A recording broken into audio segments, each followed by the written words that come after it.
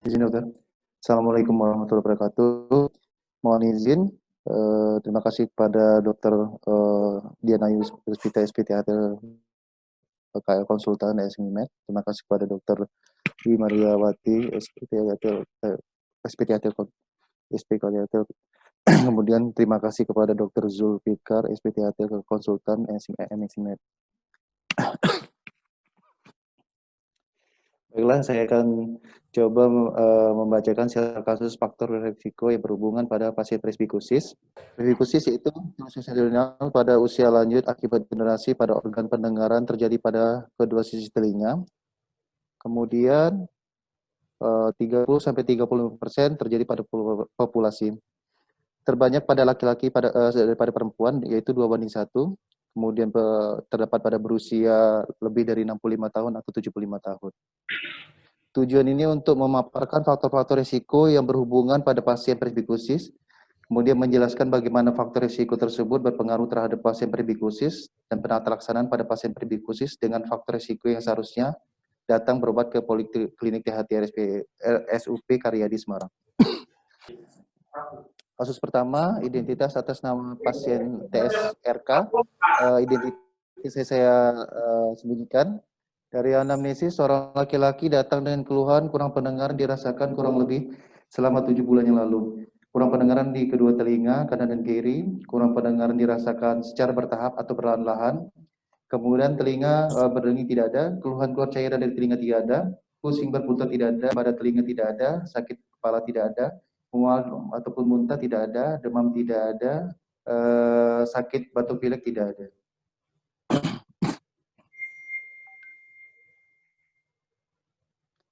Dari riwayat penyakit terdahulu, sakit seperti ini sebelumnya tidak ada, riwayat keluar cairan dari telinga tidak ada, riwayat perokok berat dari SMP, kemudian hipertensi sejak 2 tahun yang lalu terkontrol, rata-rata tensi darahnya sekitar 130/90 mm Hg. Diabetes mellitus dirasakan 1 tahun yang lalu terkontrol. Operasi prostat 1 tahun yang lalu dengan riwayat trauma kepala tidak ada. Ya, penyakit keluarga, alergi tidak ada keluarga yang sakit seperti ini. Dari riwayat sosial ekonomi, biaya ekonomi ditanggung BPJS non TBI. Pada pemeriksaan fisik, KU baik, kesan CM, tekanan darah 130/90 mm Hg, nadi 84 kali per menit, RR 24 kali per menit, suhu 36,6 derajat Celcius. Status lokalis, telinga, CAI, serumen tidak ada, pada telinga kaki kanan, hiparemis tidak ada, udem tidak ada, membran timpani intak-intak, bulging tidak ada, refleks cahaya positif-positif pada kedua telinga. Dari pemeriksaan hidung dan tenggorokan dalam batas normal. Dari pemeriksaan air tidak ada tumbukan kelenjar. Kemudian dilakukan tes Karputala, yaitu Weber, tidak ada didapatkan lateralisasi. Pada pemeriksaan penunjang tanggal 15 Januari 2020, kesan audiometri pada telinga kanan SNAL derajat sedang dengan PTA 48,75 desibel, telinga kiri SNAL derajat sedang PTA 43,75 desibel. Kemudian dari hasil timpanometri terdapat tipe ASAS. Dari awal.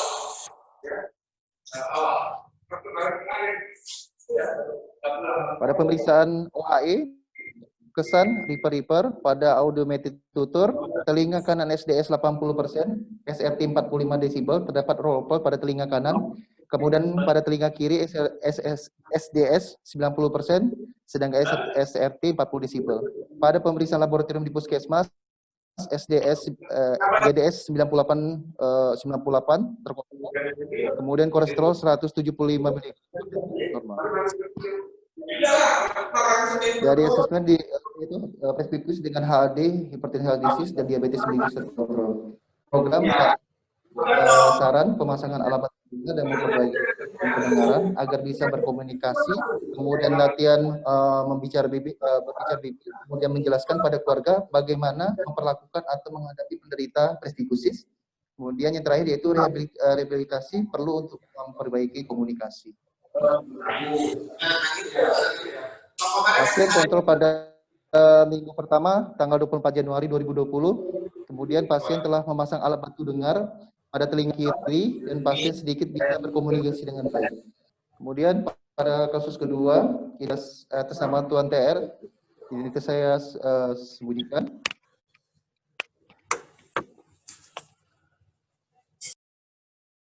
Dari amnesis, seorang laki-laki datang dengan keluhan telinga kiri berdenging sejak 5 bulan yang lalu. Pasien merasakan telinga kiri seperti kemasukan air. Kemudian pendengarannya mulai bertahap menjadi berkurang pada kedua telinga. Kemudian pasien tersebut mengeluh sulit memahami suara percakapan, terutama bila cepat pada saat keramaian. Kemudian keluhan cairan dari telinga tidak ada, pusing berputar tidak ada, nyeri pada telinga tidak ada, sakit kepala tidak ada, mual muntah tidak ada, demam tidak ada, batuk pilek tidak ada. Pada riwayat terdahulu, riwayat sakit seperti sangkal, riwayat keluar cairan dari telinga tidak ada, riwayat trauma kepala tidak ada, hipertensi sejak 1 tahun yang lalu terkontrol, perokok sampai sekarang, minum obat-obatan dalam jangka waktu lama tidak ada. Riwayat penyakit keluarga, alergi tidak ada keluarga sakit seperti ini. Riwayat sosial ekonomi, biaya ekonomi ditanggung BPJS dan PBI. Dari pemeriksaan fisik, status generalis, KU baik, kesan CM, tekanan darah 150/90, nadi 80, RR 20 kali per 22 kali per menit, suhu 36,8 derajat Celcius. Status lokalis, telinga CAI instrumen tidak ada, hiperemis tidak ada, udem tidak ada, membran timpani intak-intak, bulging tidak ada, refleks cahaya positif-positif. Hidung dan tenggorokan dalam batas normal, pada leher tidak ada pembesaran kelenjar, kemudian dilakukan tes Kaputol-Weber terdapat lateralisasi ke telinga kiri. Pada pemeriksaan penunjang tanggal 30 Januari 2020, kesan audiometri telinga kanan SNAL derajat sedang PTA 46,25 desibel, telinga kiri SNAL derajat sedang PTA 42,25 desibel. Dari hasil timpanometri terdapat tipe A pada telinga kanan dan kiri. Pada pemeriksaan OAE terdapat kesan riper-riper pada telinga kanan dan kiri, audiometri tutur, telinga kanan SDS 90%, SRT 40 desibel, telinga kiri SDS 80%, SRT 40 desibel. Pada pemeriksaan laboratorium, kolesterol 140 mg per dl. Asesmen PSBI khusus dengan hipertensi heart disease. Kita programkan dengan saran pemasangan alat bantu dengar yang memperbaiki kemampuan pendengaran agar bisa komunikasi, kemudian latihan bicara bibir. Ketiga itu menjelaskan pada keluarga bagaimana memperlakukan atau menghadapi penderita PSBI khusus. Yang terakhir itu rehabilitasi perlu untuk memperbaiki komunikasi. Kontrol pada minggu pertama pasien tidak kontrol dan pasien belum bersedia memasang alat bantu dengar.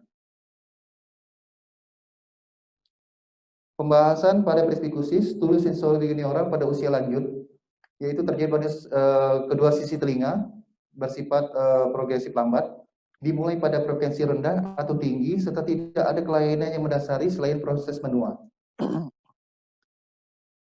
Etiologi dari presbikusis itu sendiri, penyebabnya tidak diketahui menurut Scottnet, akibat dari proses degenerasi atrofi di bagian epitel dan saraf pada organ korti. Kemudian ada mempunyai hubungan dengan faktor-faktor risiko seperti usia, jenis kelamin, hipertensi, diabetes mellitus, hiperkolesterol, merokok, dan riwayat bising. Dari diagnosis presbikusis kita bisa dapatkan dari anamnesis, pemeriksaan fisik, dan pemeriksaan penunjang. Dari anamnesis, keluhan kedua pasien kurang pendengaran di kedua telinga, timbul pada usia lebih dari 60 tahun, progresif lambat, cenderung berbicara lebih keras, tidak ada keluhan sakit atau kelainan pada telinga sebelumnya, seperti infeksi, trauma, riwayat keganasan atau kelainan kongenital, riwayat pemakaian obat-obatan dalam jangka waktu lama tidak ada. Pasien pertama hipertensi, DM dan perokok, sedangkan pasien kedua hipertensi dan perokok. Dari pemeriksaan fisik, telinga dalam batas normal, pada otoskopi yang telinga dan membran timani tidak ada kelainan. Pada tes penalaran pasien pertama terhadap Weber, terdapat lateralisasi tidak ada. Pasien kedua lateralisasi ke telinga sebelah kiri. Pada pemeriksaan penunjang, audiometri, timpanometri, OAE, dan audiometri tutur yang hasil menunjang pada SNAL derajat sedang. Kemudian refleks akustik tidak dilakukan. Kemudian pada pasien pertama terdapat fenomen pada telinga sebelah kanan. Reloper fenomen itu sendiri yaitu lesi atau kelainan retrokoklear disebabkan infeksi, bisa dari tumor, atau trauma kepala, inflamasi, kelainan vaskuler, dan neurologi pada sentral atau dari neural nerve. Pada pemeriksaan penunjang, menentukan etiologi dari lesi retrokoklear bisa dari pemeriksaan imaging atau MRI kepala dan audiometri atau ABR, bisa dari OAE dan bisa dari akutis refleks test dan bisa dari refleks test. Pasien pertama dari anamnesis dan pemeriksaan fisik tidak ditemukan adanya infeksi atau inflamasi, keganasan, riwayat trauma kepala yang menyebabkan timbulnya penurunan pendengaran secara perlahan-lahan pada pasien. Kemudian evaluasi lebih lanjut dari pemeriksaan audiologi, imaging perlu dilakukan jika ditemukan keluhan yang baru pada saat kontrol. Diagnosis pada kedua pasien ini dilaporkan kasus ini yaitu preeksistensi dengan keterlibatan faktor risiko hipertensi, diabetes mellitus, dan merokok. Adapun klasifikasi derajat menurut SCOTNet dibagi menjadi 4 jenis, yaitu pertama sensori atau outer hair cell, kemudian neural atau ganglion cell, metabolic atau cell atrophy, dan cochlea conductive atau stiffness of the basilar membrane.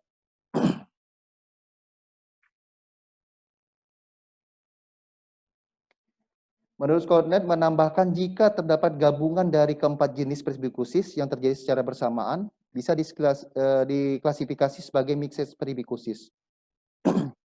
Berdasarkan hasil pemeriksaan pendengaran, tipe presbikusis pada pasien pertama adalah mixed presbikusis, yaitu tipe neural dan tipe metabolik. Sedangkan pada pasien kedua adalah metabolik atau strial presbikusis. Menurut lawannya membagi menjadi 4 jenis juga, yaitu tipe sensori, neural, stria, dan cochlea konduktif. Dari tipenya itu bisa dibagi menjadi pure tone dengan speak discrimination. Dari pure tone itu terdapat secara mendadak, kemudian dari speak discrimination berkaitan langsung dengan pendengaran nada tinggi. Kemudian pada neural, yaitu pada semua frekuensi, bisa dari fungsi diskriminasi kata-kata yang jelek atau berat. Kemudian pada tipe strial, semua di semua frekuensi. Kemudian pada speak discrimination, yaitu fungsi diskriminasi kata-kata baik atau minimal. Dari cochlea konduktif ya secara bertahap, kemudian bisa berkurang seiring dengan besarnya pure tone loss. Adapun patomekanisme faktor risiko presbikusis, yaitu pasien dalam kedua kasus ini terdapat hipertensi, merokok, diabetes mellitus. Dari hipertensi itu sendiri kemudian telah kemungkinan telah menderita penyakit hipertensi bertahun-tahun sampai dengan sekarang. Kondisi ini memperberat tahanan vaskuler, akan mengakibatkan viskositas darah meningkat dan akan menyebabkan penurunan aliran darah ke kapiler dan transduksi daerah organ di dalam, yang akan menyebabkan berkurangnya aliran oksigen dan suplai nutrisi untuk ke telinga dalam, dan akan mengakibatkan gangguan transmisi sinyal dan pendengaran pada kuda telinga tersebut. Pada pasien kedua kasus ini, terdapat merokok, keduanya memiliki riwayat perokok aktif yang sudah lama, bertahun-tahun, dan masih sampai dengan sekarang. Zat yang berbahaya dalam kandungan rokok tersebut telah terakumulasi dalam tubuh pasien yang bisa menyebabkan gangguan suplai oksigen pada organ kortik di koklea, kemudian menimbulkan efek iskemik, gangguan pada pembuluh darah telinga di dalam.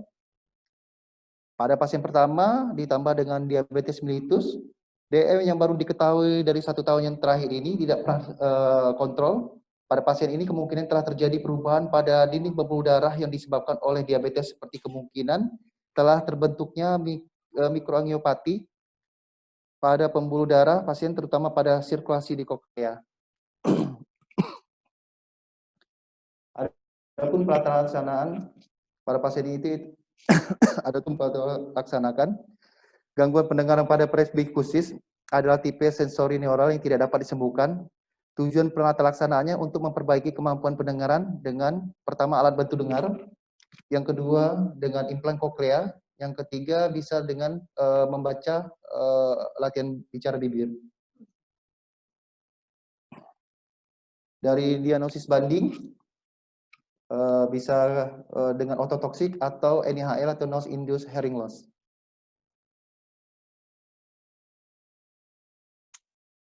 Pencegahan pada presbikusis adalah dengan menghindari faktor risiko seperti jangan merokok, kontrol kadar gula darah, kontrol tekanan darah, kontrol kadar kolesterol, olahraga secara teratur, dan istirahat yang cukup. Prognosis pada pasien ini perlu diingatkan mengenai faktor risiko yang dapat memperburuk keadaannya. Pada kedua pasien ini umumnya tidak begitu baik, selain dikarenakan gangguan pendengaran terkait usia itu sendiri, namun faktor risiko dari kedua pasien tersebut masih belum terkendali, masih kurang tingkat kesadaran atau kepatuhan untuk menjalani pengobatan atau terapi.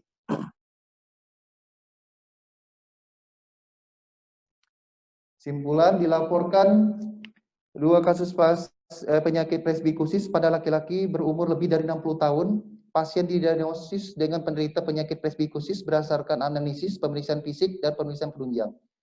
Presbikusis itu adalah tuli sensorineural pada usia lanjut akibat proses degenerasi organ pendengaran pada kedua sisi telinga yang terjadi secara progresif lambat.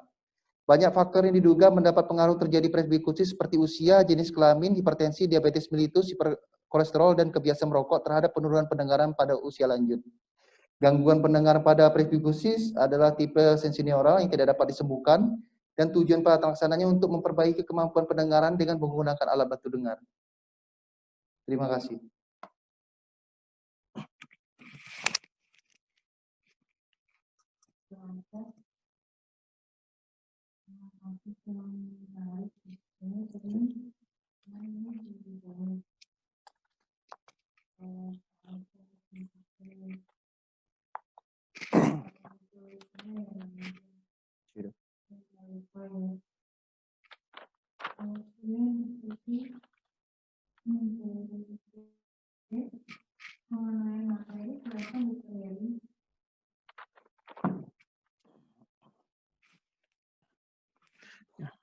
Assalamualaikum warahmatullahi wabarakatuh.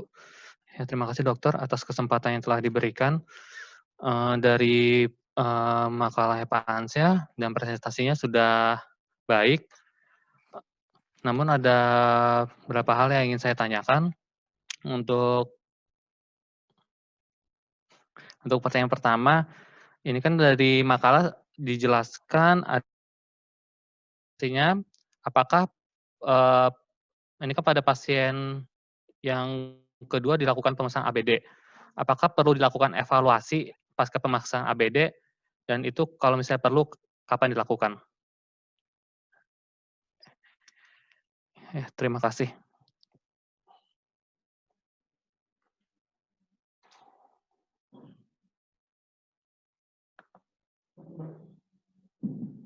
Baik, terima kasih Dr.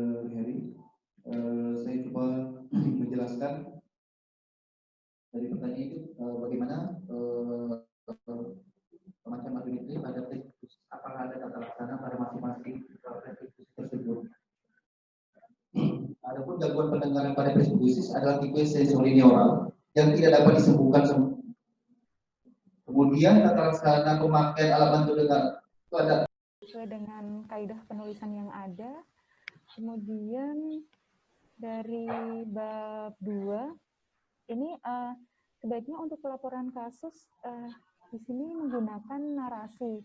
Jadi kita menceritakan apakah ada misalnya tidak ada keluhan telinga berdenging, tidak ada pusing berputar, tidak ada sakit kepala, dan seterusnya.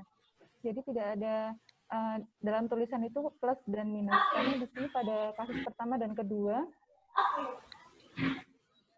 tidak dijelaskan sebagai narasi. Kemudian yang agak banyak di sini itu adalah penulisan dari numbering.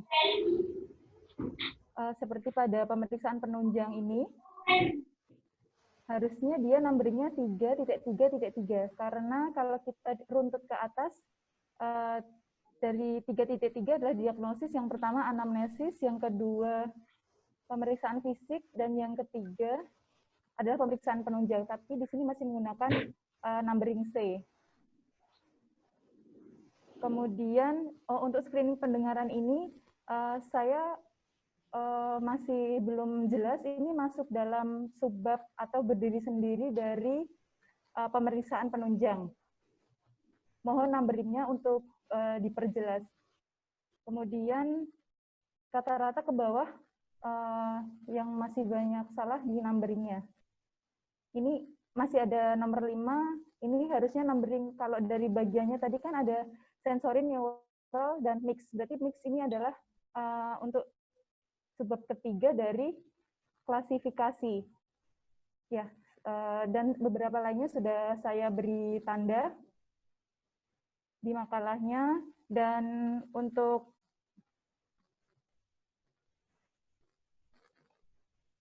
yang terakhir di sini dalam penulisan daftar pustaka sebaiknya tidak diberikan page number karena dia merupakan bagian terpisah. Terima kasih. Wassalamualaikum warahmatullahi wabarakatuh. Assalamualaikum. Terima kasih. Di sini saya akan membahas tentang daftar pustaka untuk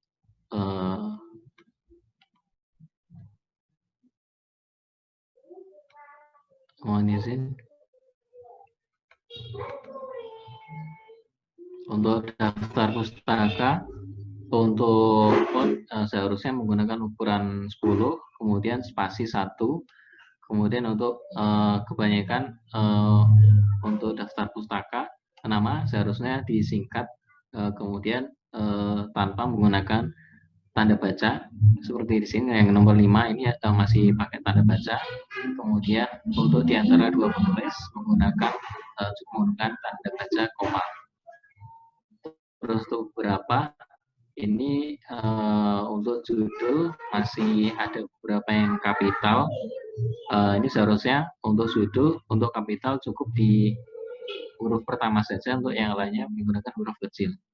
Terus ini masih ada 2 referensi yang lebih dari untuk jurnal masih lebih dari 5 tahun, dan untuk buku masih lebih dari 10 tahun. Untuk yang lain sudah saya tandai. Terima kasih.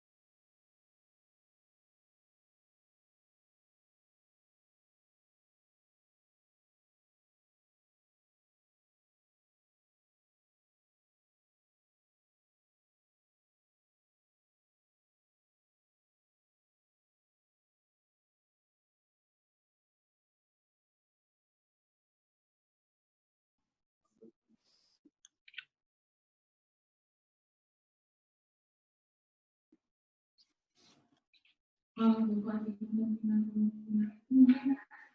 karena ini faktor resiko ya.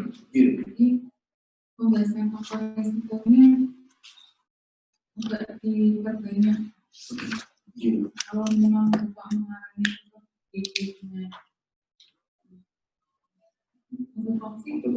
obat-obat yang mana yang maksudnya yang obat hipertensi yang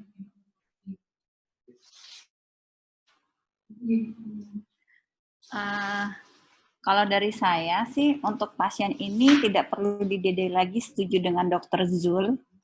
Tetapi kalau dalam pembahasan presbikusis sendiri bisa di-DD dengan gitu. Jadi tidak, artinya kalau pada pasien ini kan tidak ada riwayat penggunaan obat-obat ototoksik misalnya atau paparan bising. Jadi tidak perlu di-DD lagi untuk kasusnya. Tetapi kalau dalam pembahasan DD dari presbikusis adalah NIHL dan ototoksik. Karena bisa saja misalnya pasien mengalami penurunan pendengaran setelah dia mendapatkan terapi misalnya MDR-TB. Tetapi sebetulnya dia tidak mengalami presbikusis sebelumnya. Jadi itu, jadi di pembahasannya DD-nya itu di pembahasan, bukan di pasiennya. Gitu ya, kalau menurut saya. Jadi di pasien ini sih tidak perlu diberikan DD lagi, betul Dr. Zul. Jadi DD-nya itu di pembahasannya bahwa presbikusis itu kalau dari gambaran audiogramnya itu bisa di DD dengan NIHL maupun ototoksik. Terus yang dari Dr. Zul ya, faktor risiko ya, Dr. Lia ya. Jadi saya juga setuju bahwa pasien ini faktor risiko, jadi presbikusis faktor risikonya usia tua lah. Tapi maksudnya hipertensi DM ini adalah faktor risiko kurang pendengaran secara umum.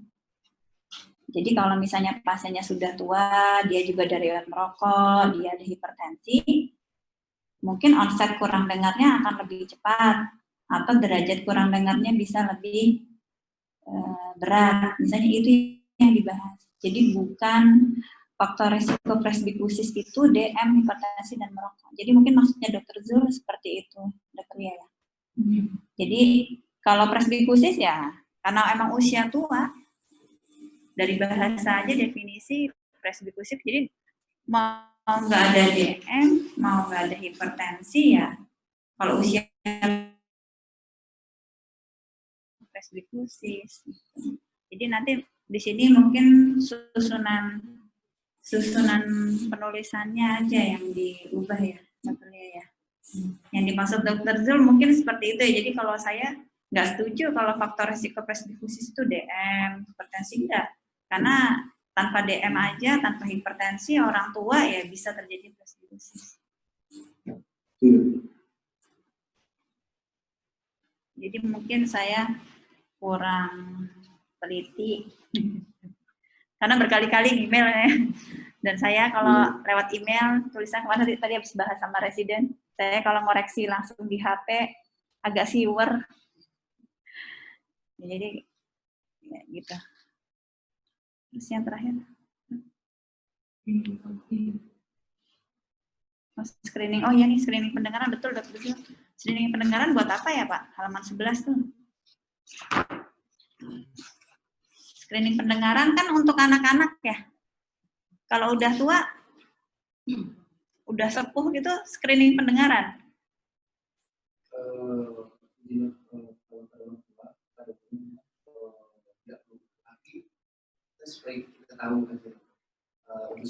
Enggak, istilah screening pendengaran tuh pada apa sih? Pada anak-anak. Screening kan deteksi dini ya. Kalau nah iya, nggak usah lah dimasukkan kata-kata screening pendengaran. Nggak ada apa namanya manfaatnya di sini. Karena kalau kita bicara screening pendengaran itu untuk anak-anak. Makanya dokter juga nanya, maksudnya screening pendengaran pada pemeriksaan fisik rutin. Ya, screening ya tidak untuk orang sepuh, ya. screening itu untuk faktor resiko. Jadi misalnya anak-anak, bayi, terus pekerja di tempat bising, kemudian ya tempat-tempat berisiko. Kalau presbikusis ngapain di screening?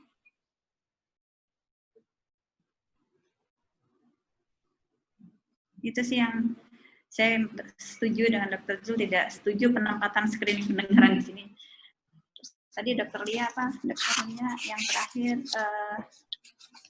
latihan baca bibir ya, itu dimasukkan di kontraindikasi ya. Maksudnya apa? Kalau orang sepuh, orang tua itu kan tulinya poslingua ya. Poslingua kan? Seharusnya dia baca bibir itu hanya untuk bukan, yang tidak pakai alat. Kalau pakai alat karena dia pasca lingua atau poslingua kan sudah dikencangin sama alat bantu dengarnya. Jadi sebetulnya baca bibir tidak manfaat banyak pada tuli yang sudah pakai alat bantu dengar dan pasca lingua. Gitu. Ya, jadi baca bibir nih maksudnya apa di sini Mas? Ya penempatannya ya, Dr. Lia mungkin maksudnya Dr. Lia tadi. Naruhnya di mana gitu kok? Itu di bawahnya kontraindikasi ya? Iya. Nah, ya. Kontraindikasi apa gitu? Ini prognosis juga prognosisnya implan koklea atau prognosisnya alat bantu dengar gitu ya? Ya, 362 ya. Jadi subjudulnya angkanya salah.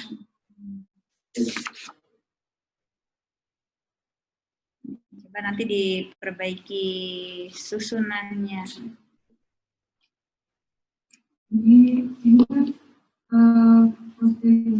presbikusis karena usia. Jadi kalau boleh saya bisa menambahkan apa degeneratif usia sampai ke kurang pendengaran lansia itu lebih baik.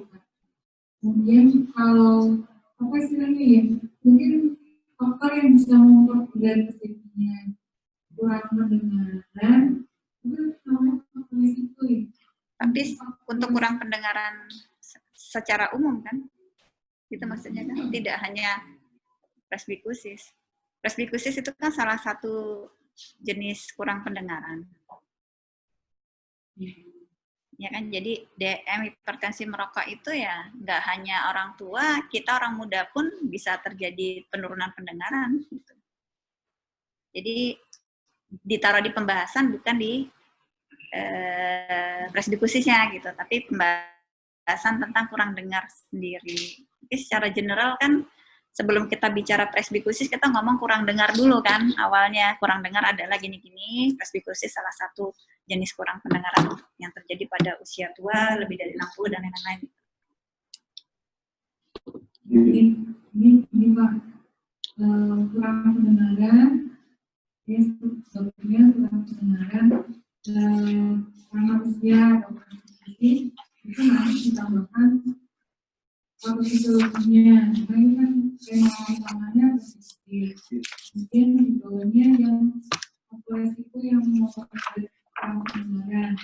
Jadi kan Bapak hanya menulis prevalensi hipertensi karena ini temanya mau faktor apa yang mau kepala itu maksudnya tetap dimasukkan. Jadi misalnya pasien ini dengan hipertensi, nah prosesnya itu apa yang terjadi, kemudian diabetes.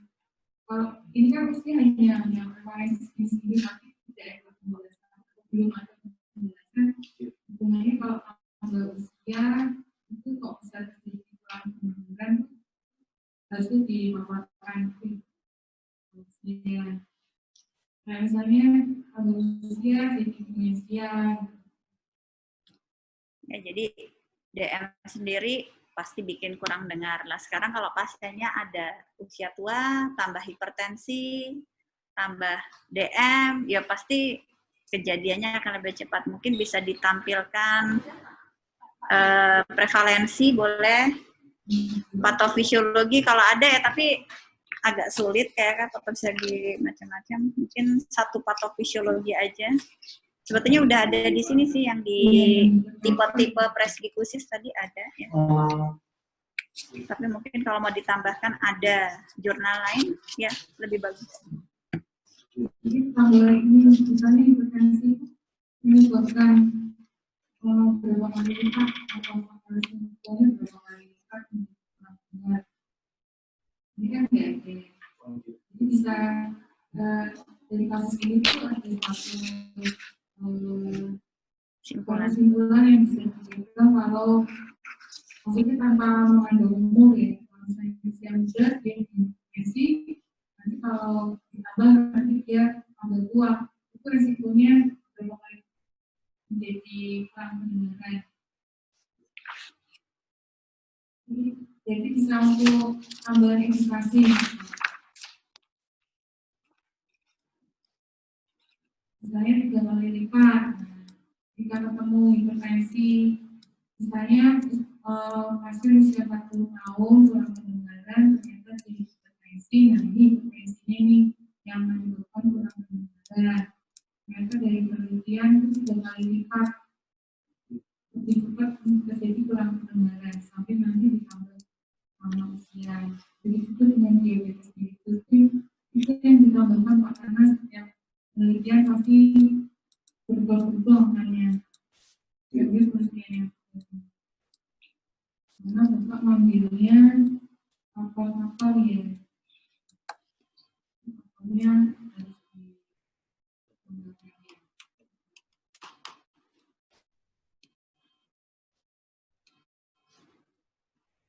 Dari sini ada yang mau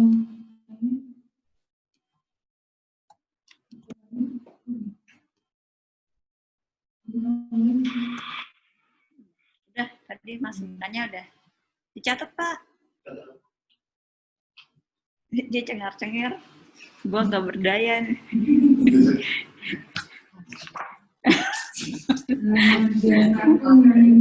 Makan siang aja. ini tanda tanya yang mau diarahkan kemana. Kiranya 12 hari ini cukup, semoga ilmunya bermanfaat, kemudian translate dan riset